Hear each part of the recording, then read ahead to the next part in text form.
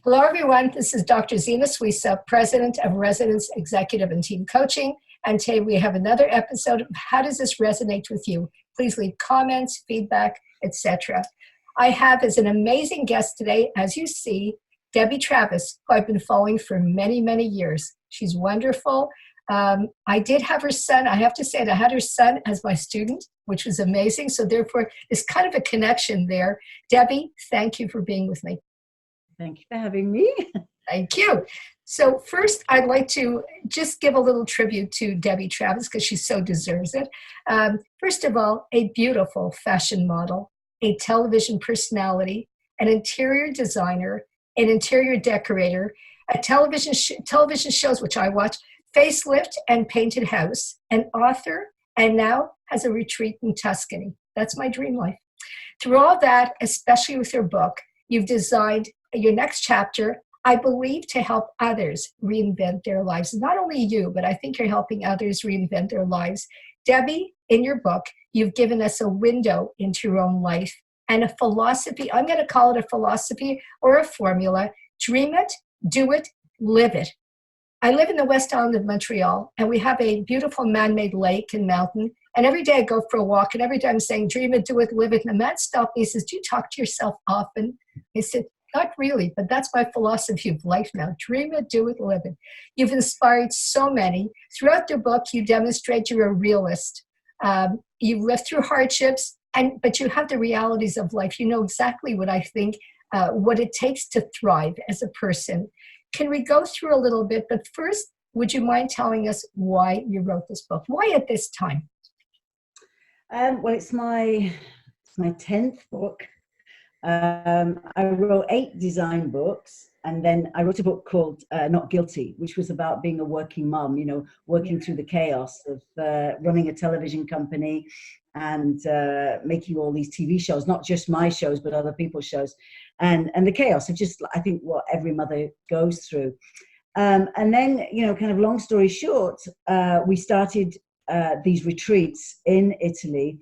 I always wanted to live in Tuscany, and then I found out that I had to be a bit careful because expats come here, and then they end up drinking gin and tonic at 11 o'clock in the morning because if they don't have guests or friends, and you're relying on people to come and see you, and but we felt so good while we were here. So I decided, what if I invited other people, mostly women, to come here and experience really an old-fashioned way of living? People who are kind, people who have community, people who live a very long life, people who are part of the blue zone, which is, longevity, and the food and the wine and the wine and the wine. And so we started these retreats actually 10 years ago in a rental property, and while we renovated our place. And then we always did what we call forums every day. And a forum is where people can come together and talk about whatever they want to talk about. And I realized that I wasn't alone. So many people were at a particular stage in their life, and age had nothing to do with it, but they were at a stage where they just wanted to make a change. So maybe they'd worked for the bank, for 25 years, and they just said, I want to run a bakery now, or they want to sing, or they became empty nesters, and they found that, they had a bit of a hole in their life, or they were taking early retirement and just thought, okay, great, I'm 50, what am I going to do for the next 30 years? And I think the word retirement is getting to be a rather old-fashioned word.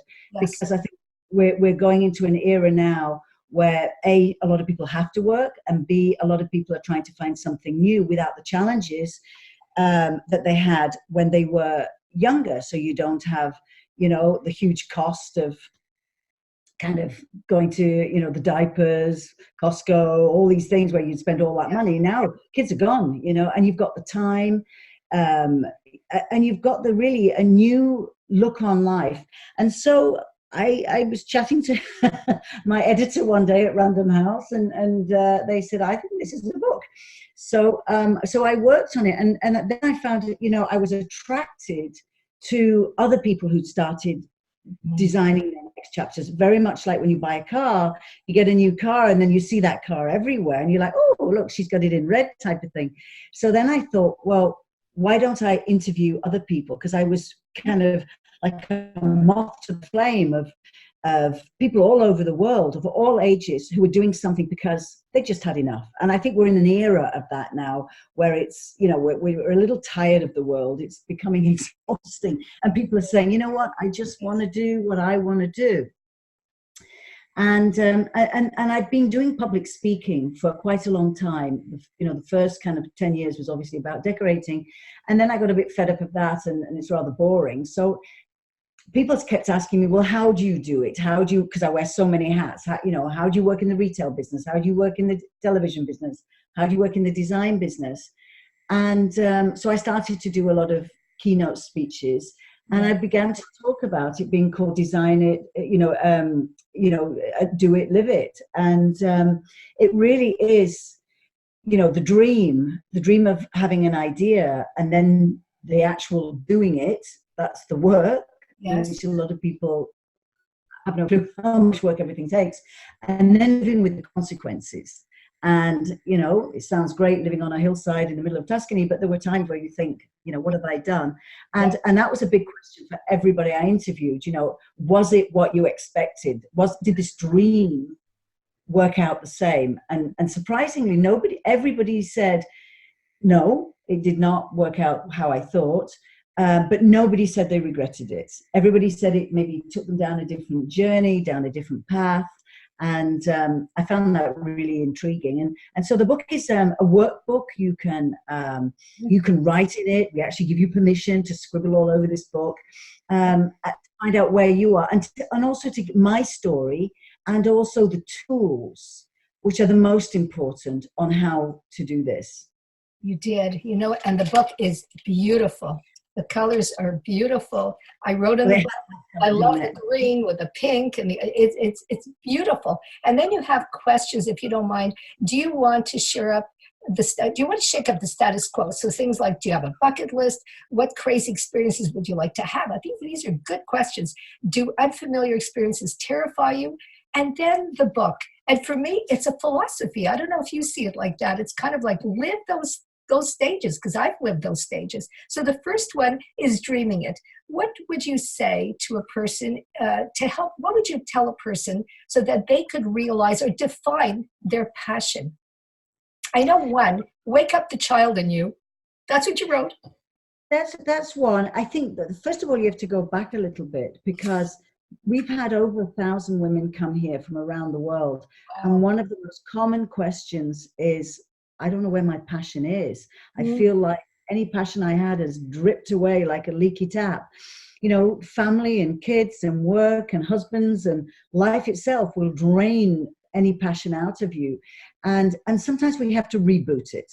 And so very often people say, I don't know, whether they're 25 or they're 55, will say, I don't know what my passion is. I don't know what I want to do. And it frightens them. It really terrifies people, and makes them feel really kind of small and down. And so the best way, as I said in the book, is one of them is put yourself away for a weekend and turn off the phone, shut the doors, get rid of the family, and just say, okay, I'm gonna play this weekend. I'm gonna cook, I'm gonna dance, I'm gonna bake, I'm gonna garden, I'm gonna play in the sandbox, I'm do all those things. And it may not happen, obviously, the first weekend, but start to do things. People say, oh, I'd like to write. Then write. Just write. I'm really good at making cookies. Then bake cookies, and bit by bit, and then start. People are very afraid of talking to other people. So, for instance, I think of passion as a seed, a little seed in your head, a little idea. So how do we grow that seed? How do we get it to kind of sprout? Well, if it sits there forever, it's going to stay a seed. but Yes. you need to water a seed. So by watering a seed, that means you need to tell somebody. Go and see your best friend, grab a bottle of gin or whatever, and go and see your friend and say, don't laugh at me, but I've always had this idea. I Yes. want to start my own hiking company. I want to take women to galleries in Florence. I want to, bake cookies and sell them down the road. I want to sell olive oil. These are things that I want to do, but I've never dared tell anybody. Mhm. And I think people would be very, very surprised that people don't laugh at you. And if they do laugh at you, actually, it's a nervous thing that it's their problem. It's like when people are mean about something, they're usually mean because they're looking in a mirror. Right. They're looking at Right. themselves, you know? If Yes. somebody's nasty, it's actually their own insecurities. And I think this is the same thing with passion. So I think it's rare that somebody's going to go, are you crazy? And 10 Yeah. years ago, I actually had that experience. I had, it was my birthday and I was outside Montreal, staying at a friend's house, who invited like 10 of my girlfriends. And I literally stood up and told them this idea, and I hadn't told anybody. And I said, this is crazy, but I want to open a place up like a hotel in Italy and invite groups of women. And immediately, most of my friends, a few people said, yeah, but you're no good at languages. And somebody else said, hey, you can't, but most of them were like, oh, that's so cool. And they started thinking along with me Mhm. and giving ideas and saying, oh, yeah, And then one person said, screamed with laughter and said, you can't even make a bed. You couldn't do that. That's not your thing. Of course, she was the first person who wanted to come and stay when I did it. Uh-huh. But and of course you remember all the bad things. But Of course. but you'd be quite surprised. Most people, I think, will be supportive. And once you've told one person, it gets easier because suddenly that little seed starts to sprout. And you tell a second person, then maybe you tell your mum, or you tell your sister, or you tell your husband, and it starts to grow legs and roots, and it starts to blossom, and eventually it becomes a fully grown plant, and it's a proper idea, and that's the dream. It's getting it out there. So it's finding what the dream is, getting it out there, and then working on it. And some people do it straight away. They just jump like I did. Other people, it could take 5 years, 10 years. It may not be the right time. Mhm. If you're saying, I want to leave the bank and I want to go and start my own catering company. Well, if you've got 3 children under 5 and a sick mother, it may not be the time to give up your salary, but you can put that vision board up. You can say, these are the ideas, and keep adding to it and adding to it. And the dream may change. Could change 100. And what I dreamt about at 20 is not what I dreamt about at 30 or 40. It may change. And it may alter or grow or fade but it's a living thing, a dream. It's Yes. Yes. palatable, and you can control it. And it may not be right now, but it may be right in a few years. And sometimes the dream keeps you alive. And many a time, I've sat on production sets, which are long, hard days, dreaming of one day, how many olive trees will I have? And how would you pick an olive tree? And it was a dream for a lot. In fact, when my kids were at kindergarten, I got an email of somebody the other day saying, I remember you talking about that when your kids were running around the playground. Yeah, I'm moving to Italy. And so I didn't realize I'd had it so long, but that's what a dream is. What happens at the point where you have that dream, and that's your next step, the fear. And the fear could be paralyzing. It could be. What would you tell people? I know you don't like the word fear. I know that. I read that. I really don't like the word fear, and I'll tell you why. Because I think it's crippling, and everybody has fear, of course, but it's a very strong word. But fear. So if you put all the words together, if you Googled fear, you're going to see fear, stress, anxiety, worry, all those words. Well, those words are fine, but fear itself means you have no control. Right. So fear is if a massive tiger ran in your room at the moment, you ain't going to stay talking to me. Your adrenaline will jump in and you will run, right? because that's the only thing you can do. So to me, fear is lack of control, and lack of control is terrifying. So fear is a sick child.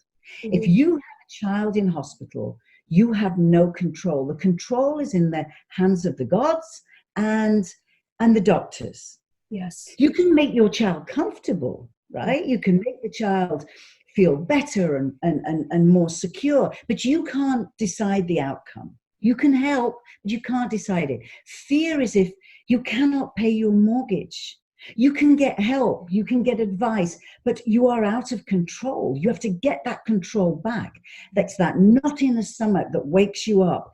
Fear is if you've lost somebody. While I'm talking now, we have 6 widows here. The youngest is 32. You know, and one of them lost her husband in May, a few months ago. And that's fear, because you've lost control and you don't know where that control's how do you get it back? So if you take fear out of so you're saying, okay, I want to leave my corporate job and I want to have an olive oil shop, let's just say. Okay. So crazy idea. Just because you like olive oil doesn't mean how can you do that? You're going to hear all the way. You don't know anything about shops. You don't know anything about money. You don't know anything. But then you start writing all that down. So you should be worried. You should be anxious. You'd be a bit stupid not to go in, to jump into something without, being worried about it.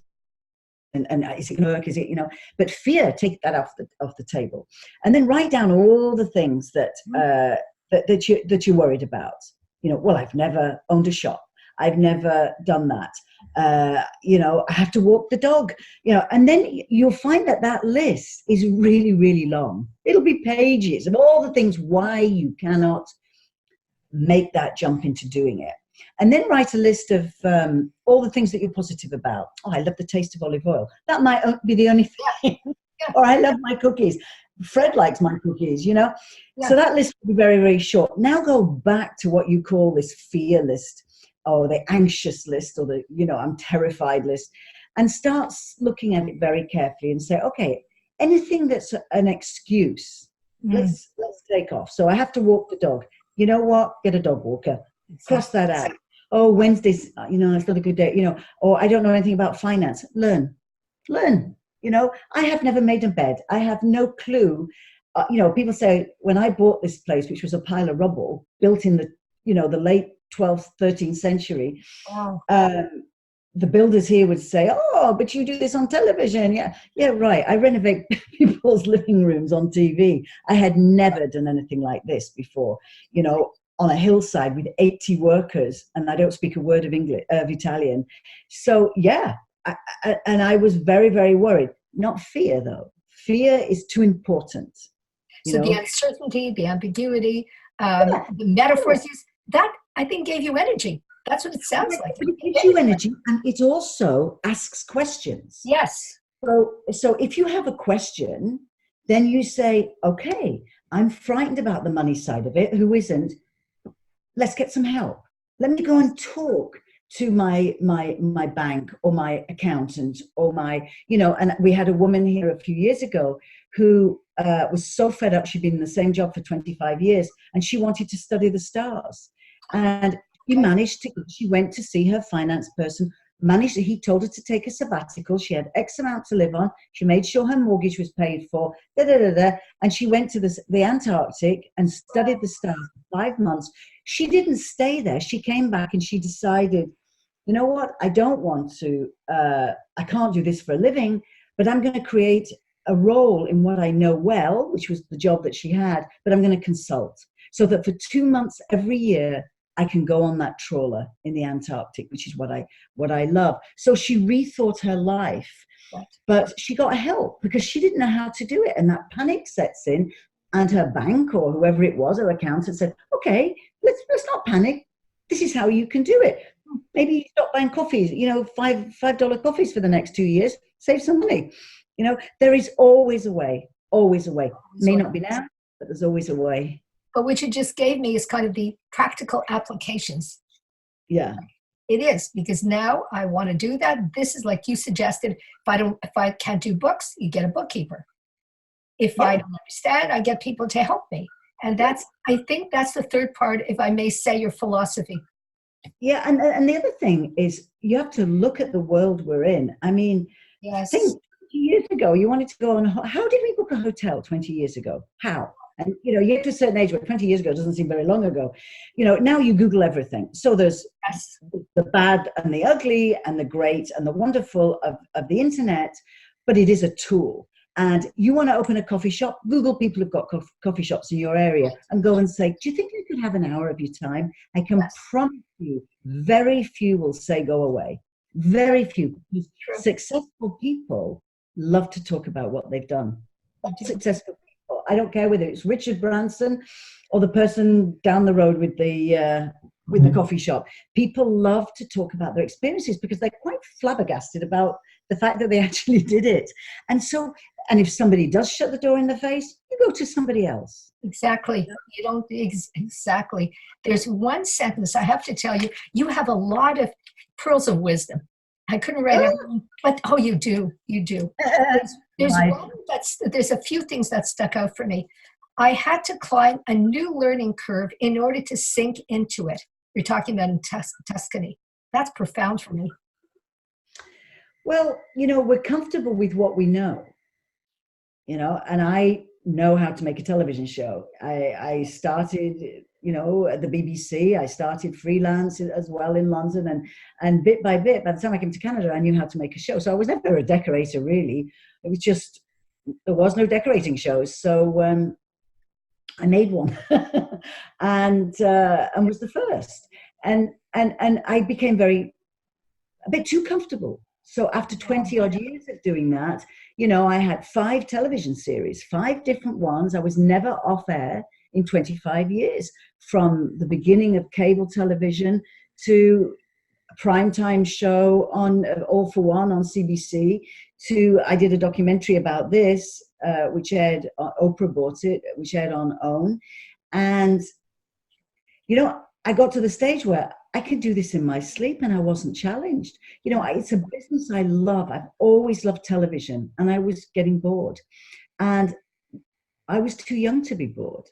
Yes. And I was too young, and I was in, I guess, my late 40s, and I was thinking, you know what? It's time to do something else. And I knew I loved Italy. So how did I do Italy, and how did I make it viable and not come here, like I said, and be drinking gin at 11 o'clock in the morning because there was nothing to do.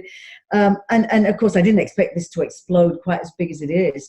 But, it's, I just wasn't challenged. And I think that happens to many of us. We're in our comfort zone.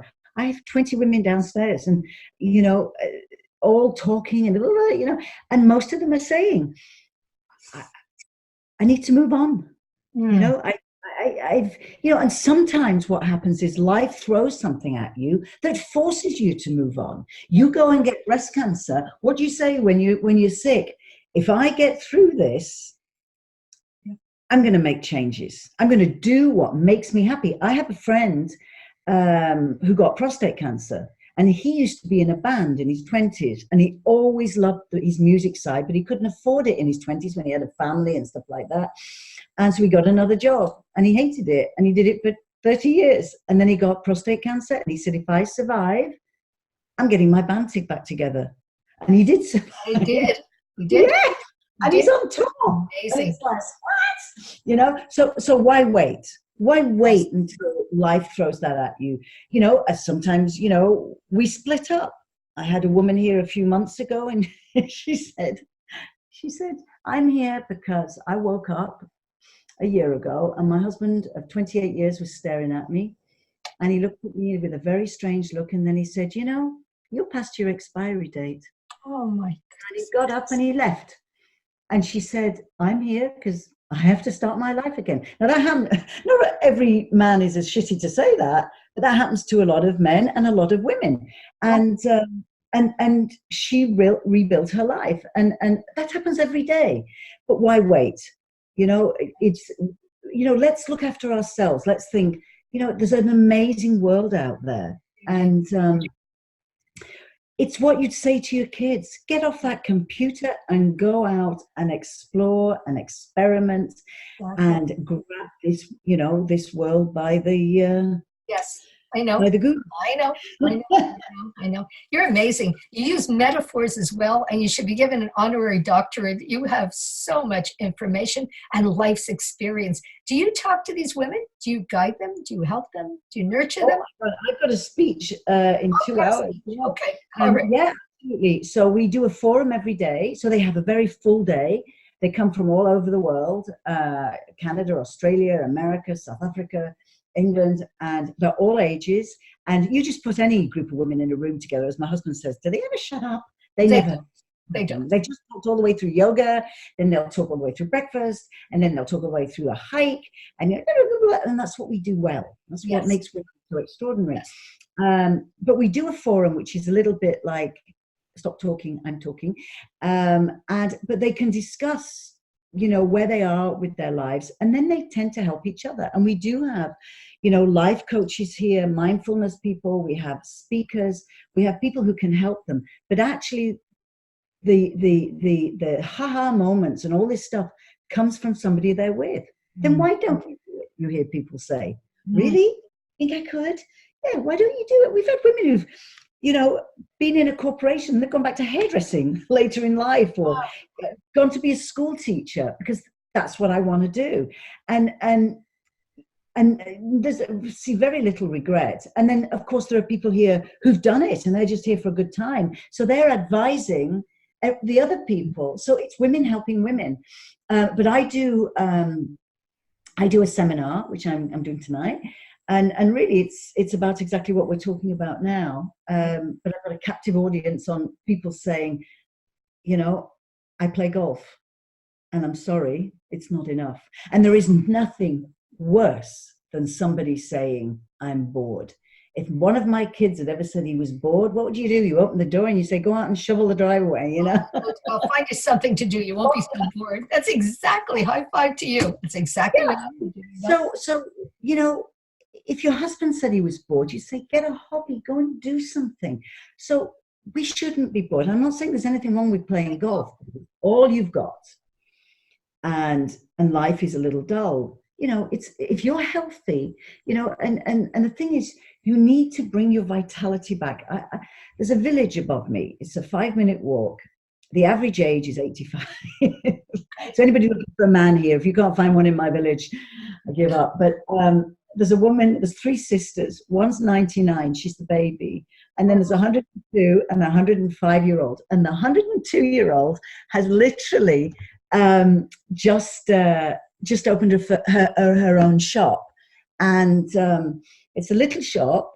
And I went in and she's selling her underwear. And it's all lacy underwear from the 1930s that she started. And she hasn't sold any yet, but it doesn't really matter. And she's giving any profit to a local charity. But she's 102. That is vitality. That is. And if you feel your passion is gone, your vitality is gone, first of all, you must make yourself healthy. You must be your own warrior. You must start looking into the best nutrition for you, not for what the papers are saying, but for you. And look at, how do you feel? Are you tired all the time? Then, okay, what do I change? What do I change? You've got to be ruthless. We understand. If we want to get fit, we have to go to the gym. If we want to lose weight, we have to go on a diet. We have women here saying, I don't sleep. I'm anxious all the time. I don't sleep. But they like the status quo. Oh, it's okay not to sleep.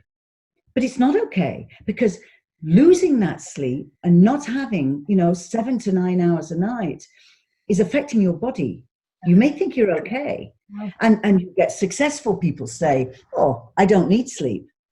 That's rubbish. You all need sleep. It's affecting you somewhere. And I think it's sometimes it's a badge of honor of success, going, I'm so successful, I don't need sleep. That's absolutely, we've done a lot of research here on this. And so you have to work on it. You have to say, okay, I'm going to give myself a month and I'm going to put all these things into place. I'm going to get my sleep back. Because if you sleep, you've got energy. And if you've got energy, you've got vitality and passion. and you can't do anything. So if somebody's listening to this going, I would love to follow this little passion of mine, but I don't have the energy. Right. Then find the energy.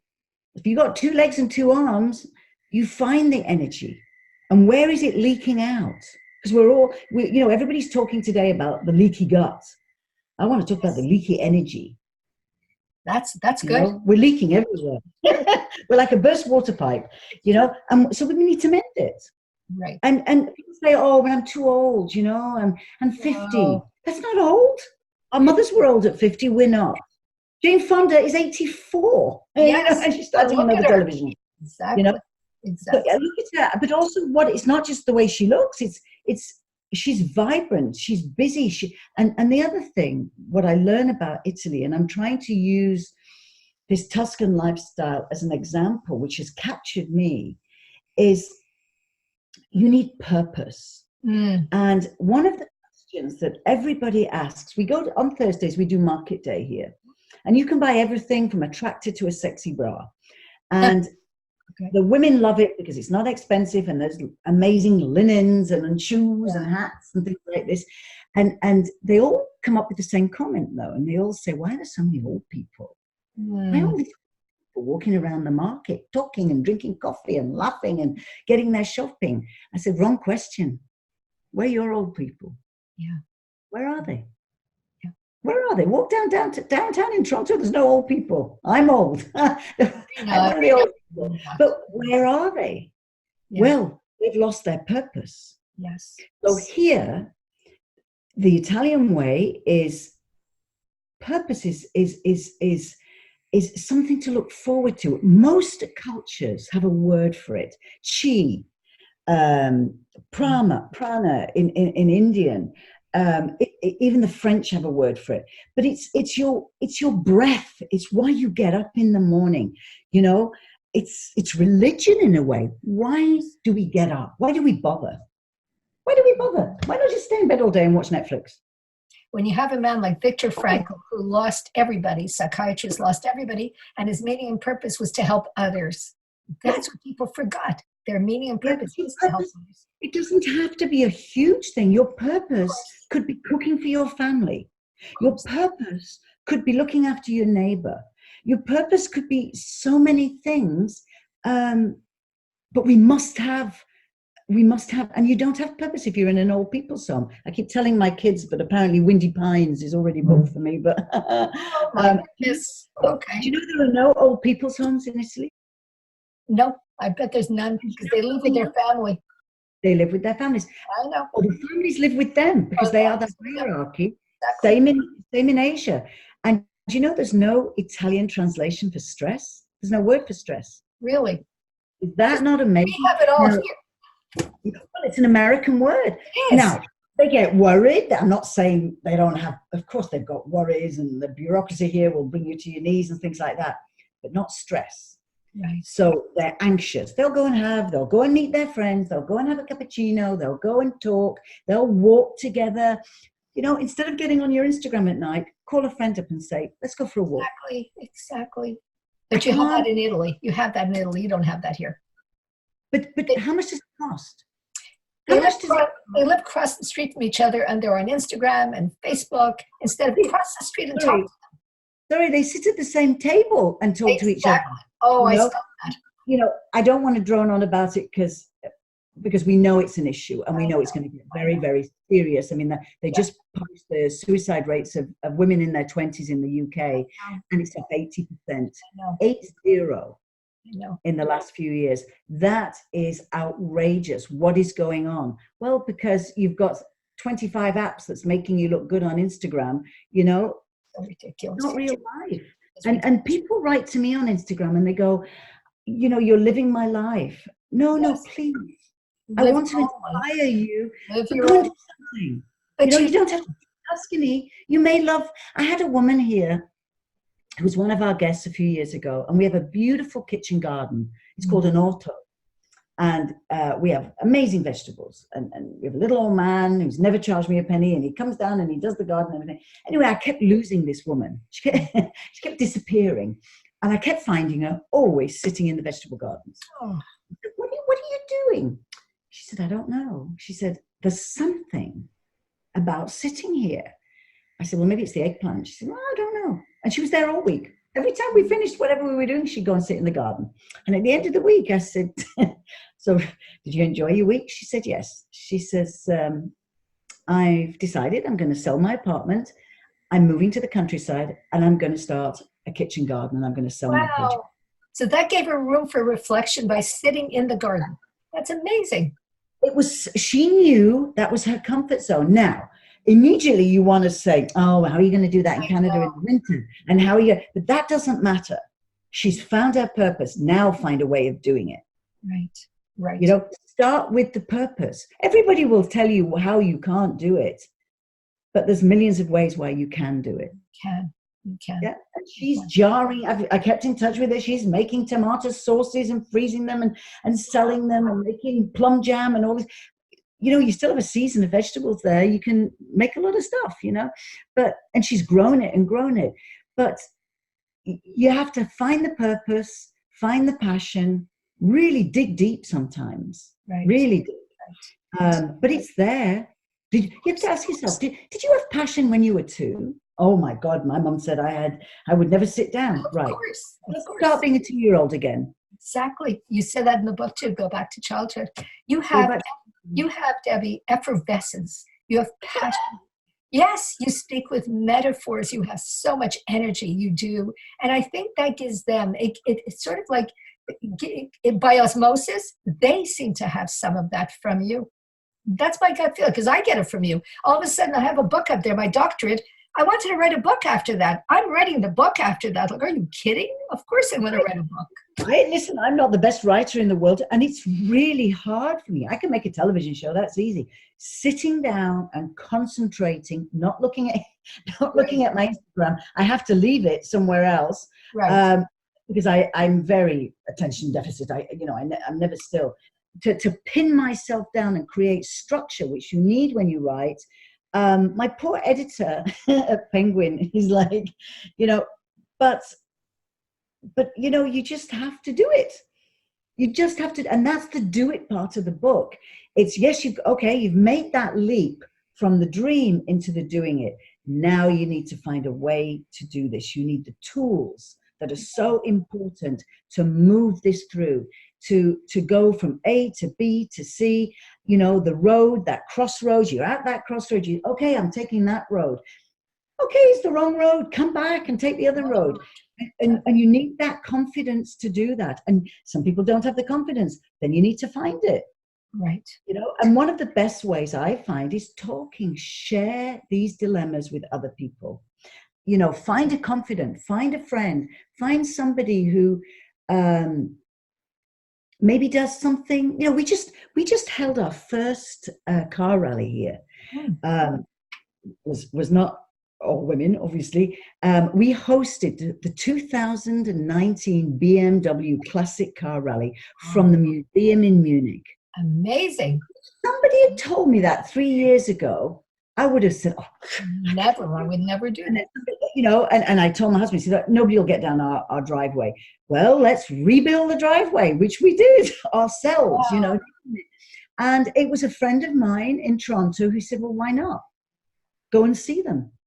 You're a motivator. Go and ask them. We did. They sent their agency. They loved our place. And in June, 20 classic cars worth millions came down our driveway and toured this whole area. And then we did beautiful dinners. And now we're holding our own next year. Who would have thought? So we're always, jumping into the next thing. My friend who I've been doing this since we started, my oldest friend since I've known since I was 18 or 19, could not work out why we felt so good. It can't just be the organic food. It can't just be eating locally and stuff. Is it the air? Is it the energy? Is it the old people chatting to you all the time? And she said, I'm going back to school. So 6 years ago, she went back to one of the top nutrition schools in London. It was so tough. It was so hard. It was like a proper medical degree. And she's now qualified.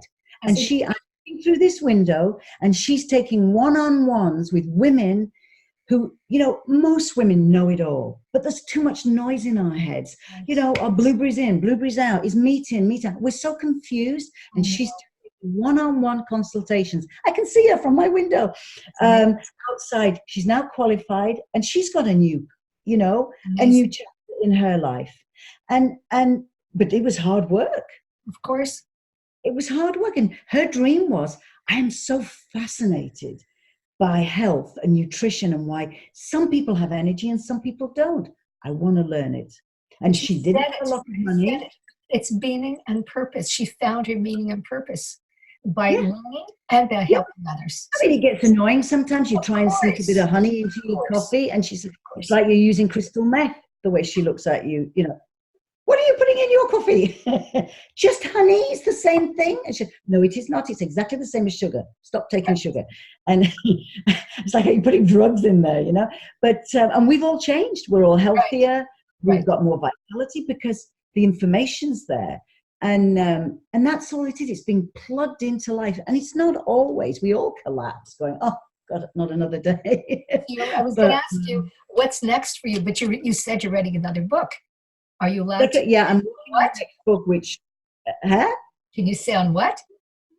I can't really say on what. It is okay. It's the next chapter to design your next chapter, because it did so well, the book. It went to #1, which I'm really thrilled about. And so you have to come hot off the heels. But there's a lot of photography in this book. So, it takes kind of longer to do. So I'm really flat out at it.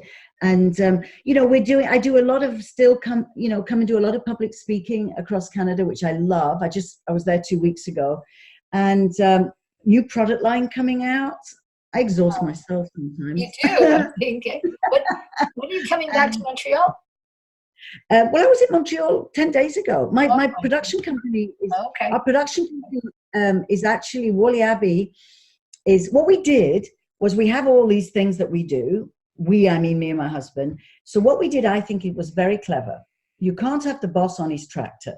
So we made people who've worked for us for many years, who we're very fond of, we made them partners. Oh. And what that does, it gets a whole new vitality into the company and young people. So we have 2 guys who are partners with us in Montreal in our production company. And they've moved from lifestyle programming, which is what we specialized in. We did food shows and property shows and design and all that kind of stuff.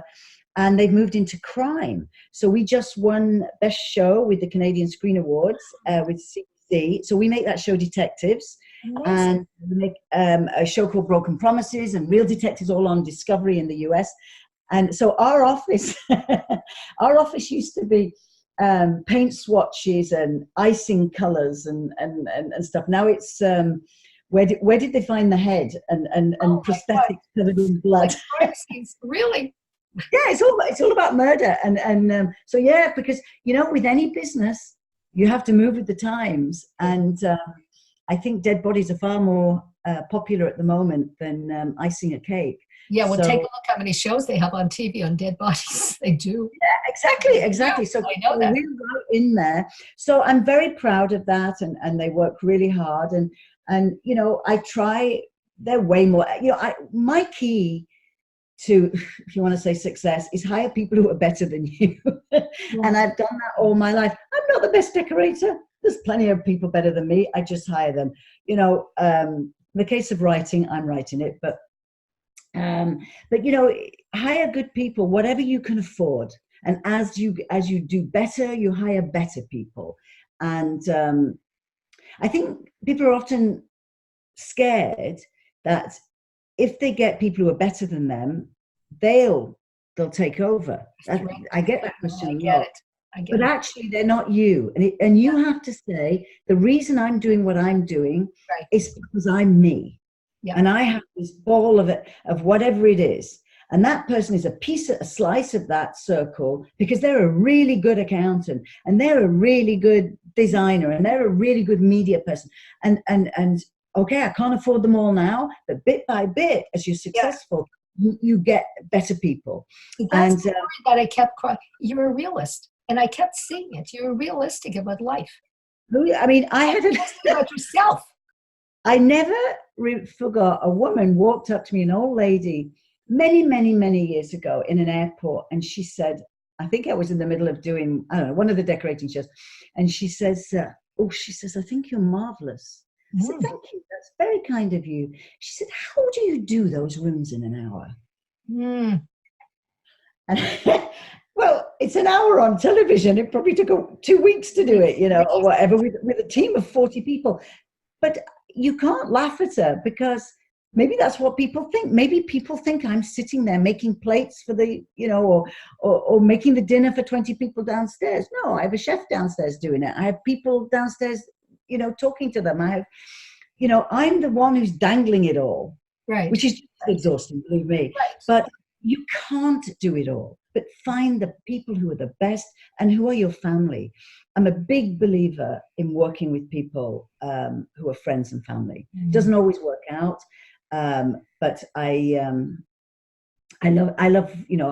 I've worked with my husband ever since I've known him, and now I have my best friend, and her husband's one of the drivers here, and he's a famous record producer, but he drives women around several times a year, and we're like a little commune here. We love it. But everybody's different. You find what makes your heart beat. Yes. And it's the little, for me, it's this, I don't care about money. I never have. It's the simple little things. Like yesterday, we were driving along. I was a bit lost and I was with my friend and we stopped an old man on the side of the road and we asked him, "Dove, this, Yeah. this Yeah. And he got in the back of the car. And we were like, he just got in the back of the car and then he had his walking stick between the chairs going avanti avanti. If that happened in North America, you would call the police. No, in Italy it's amazing. We were in Italy and they just help you. They just help you. They're kind and help you get talking to people in the morning and you're having lunch and you never get your chores done here because you've always been dragged to see somebody's new chicken or but you find yourself smiling. You're happy. You're happy. I see it. You are. You're happy. I'm so happy. But, and when I was in Toronto 2 weeks ago, I'd been writing about smiling. And I thought, I'm going to do an experiment. I get a bit deranged because I travel so much on my own. Okay. So I said, I'm going to walk down Queen Street, which is like, a main street in Toronto. And I'm going to smile and say good morning to everybody, just like they do. Buongiorno.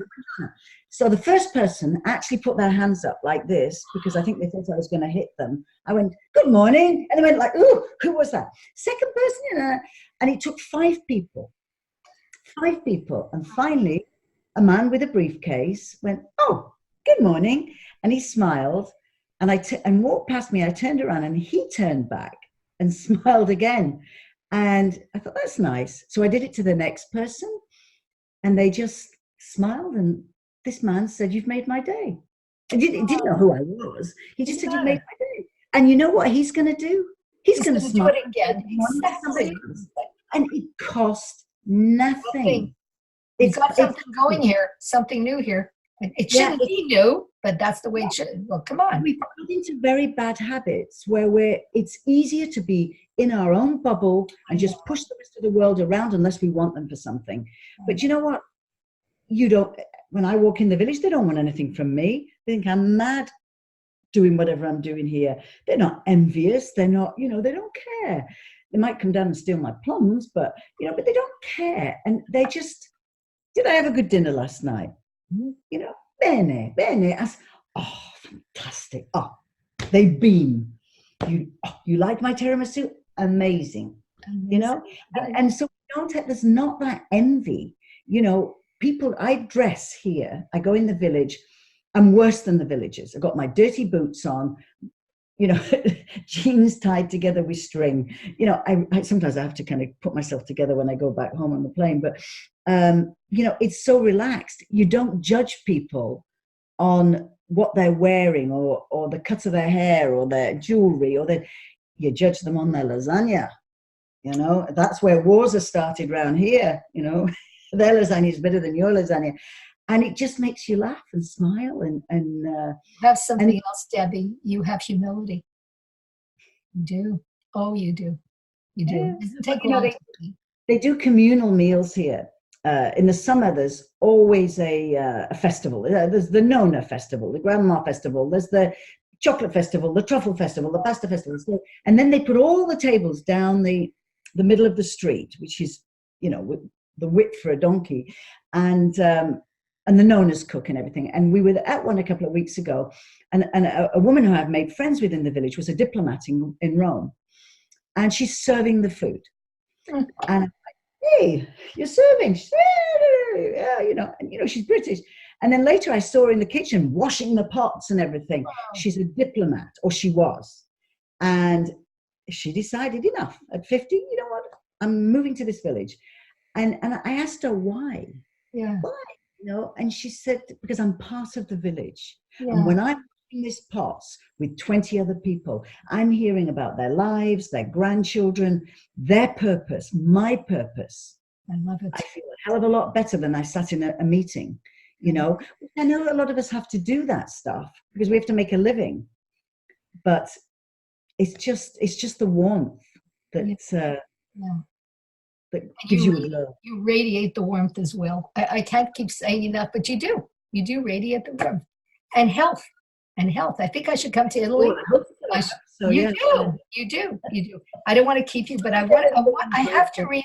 I have to read again because I'm a reader. I'm a teacher, professor, reader, psychologist, etc., coach. There's something that struck me right at the end, and it wrapped up it's your philosophy, but living in Tuscany has taught me that there's only so much you can control. I know it's a little corny, but what we will be there, but what will we be will be. Here, when we had a hectic day, we pop over to the cafe in our village, knowing we'll receive a warm welcome and I'll bet I'm Italian, but I can't say it. Exactly. We walk home through our woods and chatter about sweet nothing. We pick some turnip leaves from our garden for dinner. In Tuscany, they think turnips are all about greens, not the root, and cook them in our own olive oil alongside a fried egg from our own chickens, whose yolk is the color of the Tuscan sunset. That's beautiful. There's always a story to tell about the day that makes us smile, and smile we do a lot, and pinch ourselves because we've dreamt it, done it, and now we're living it with all the consequences. That is beautiful. Thank you. It's beautiful because it's such it's so nice because you encapsulated everything, I think, into that, besides your help and desire to help others. This is beautiful. But it's like having small children. We don't sit and look at our kids going, oh, one day he's going to be a brain surgeon. Yeah, exactly. Oh my God, he walked across the room. He's a genius. It's the simple pleasures in life. And we need to get those back. And it's like, we've been looking at anxiety and stuff like this week. And we ask people, and they say, well, I do everything, I do yoga in the morning, I go to the office, and then I go and I do a spinning class, and then I do a meditation class, and then I go home and I can't sleep. I'm not surprised. I'm not surprised either. Yeah. So you say, well, okay, so do you go to the same spinning class? Yeah. Do you know people? Well, I see the same people every week. What if you said to that person, listen, let's skip the class. Let's go and grab a glass of wine. Yeah.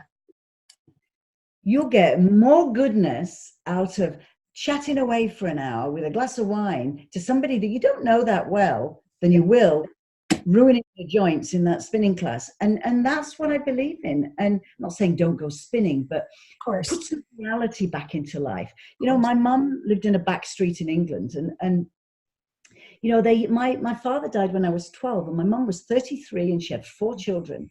And what got her through was standing on the back fence talking to her friend Mary, and they would chat away and cry and complain and bitch and gossip and whatever they did.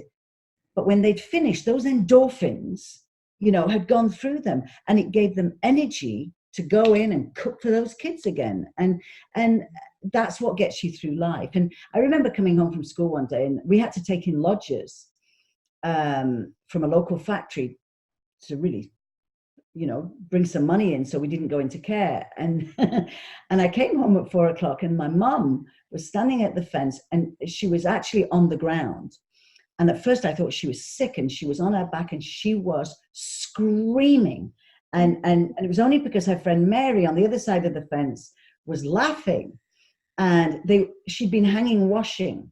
And I run over and I'm going, what's wrong? What's wrong? I'm 13 or 12 or 13 years old and hugely embarrassed of my mother. And she couldn't stand. She was laughing so much, and she was pointing at the washing line. And one of the men who was a lodger in our house, he probably was in his 30s, and they were from London, and they used to come up to the north, which is always a bit behind the rest of the world. And they just hung up his thongs, and my mother had never seen a thong. And it was, to her, the funniest thing. Oh, This huge burly man was wearing this G-string, and I remember seeing her and thinking, life makes you better. It does. Not the pills, not the anxiety shit, Life. not the alcohol. It's life, and you cannot have life without each other. Yeah. Friendships, yeah. Simple talking to other people, not this. This yes, is. I know. I noticed that. It's just a good color, by the way. That's all I like. Oh, yeah. But so you can text a friend. What can you say in a text? I know. And texting back and forth and back and forth. It's a waste of time. I don't. My kids will say, "Mom, don't go on about it," but they're actually fed up of it as well. And we need to learn very hard now, and really. But you can't do it for other people. You have to make your own decisions. That's so true. We have to make our own decisions. We can't live anybody's life or get into their heads. I agree. Be your own warrior. Nobody's going to do it for you, as your mum used to say. You're on your own, kiddo. You're on your own. Thank you, Debbie. You've been so kind and wonderful, and I admire you. I really do. Oh, it's been so many years. I've followed you, had your son. I thought, I want to meet this woman one day, and then I saw the book. And then I swear, I skim. I'm a good reader. I read every single page. I said, I'm going to do this. You motivated me. Well, that's what I want people to do. I want people, and I was doing a book signing in Toronto last week, or when I was there, and people were coming with stickers in it, and this kind of. And one woman said, I read the first kind of 20 pages, and I had to put it away for a month because I was so depressed. But she said, everything you said was me. Yes, I'm bored. Yes, I'm this. Yes, and everything that I had been pushing aside, saying, don't go there, came to the front. And she said, now I'm back to it. Now I'm ready to start, climbing the ladder again. And ready. Exactly. Yeah. And so you have to use it like as a workbook. And I'm thrilled that people like it. Oh, are you kidding? The back too. I mean, the color alone is you. It is. It's beautiful. It is beautiful. And I know there's pages I can show in the back where you have places to write. It is wonderful. And I put also my little stickies. You have to give people permission. You have to actually write. You have permission to, because people are very funny about books. Oh, I couldn't write in a book. And it's a hardback, so you feel, But yes, your book, your workbook, your journal, your everything. And then if you do that, you can go back to it. Where are you today? Well, maybe you're pretty shitty today. Okay, well, let's have a look in a week. Have you gone up that ladder a little bit? Or are you still there? Okay, what can I do? Because the status quo cannot stay like this. Right. We do. Can't wait for your second book. Yeah, we do something here which any of your listeners can do, and it's actually quite moving, and it's very simple. We give everybody an envelope with their address on it, and inside is a piece of paper with nothing on it, and we say, write a letter to yourself, and we're going to post it in a year. Not a letter of you when you were 15, more than that, but write a letter of where you want to be, what you want to be, and then stick it in a mailbox, and you'll forget about it. And then suddenly, and if in a year or make it 6 months, you have not moved at all, you're still in that crappy relationship, you're still in a job you hate. Okay, you want to hit yourself a bit and say, come on, get moving. It's a good little exercise. Thank you, Debbie. Thank you. I don't think you need luck. My luck. You're amazing. Thank you, thank you, thank you. I so much appreciate it. Yeah. Bye. Bye. Bye. I'm just going to close this.